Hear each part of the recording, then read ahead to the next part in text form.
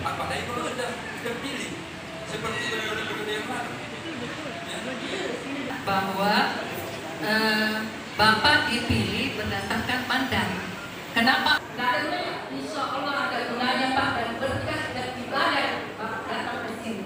Gunanya adalah supaya Allah akan besar di kemudian hari oleh Bapak-Bapak dan anggota pilihan. Dan yang kedua, Bapak-Bapak ada untuk memilih pemimpin dan pengurus-pengurus yang bisa mengembangkan organisasi PITI ke depan.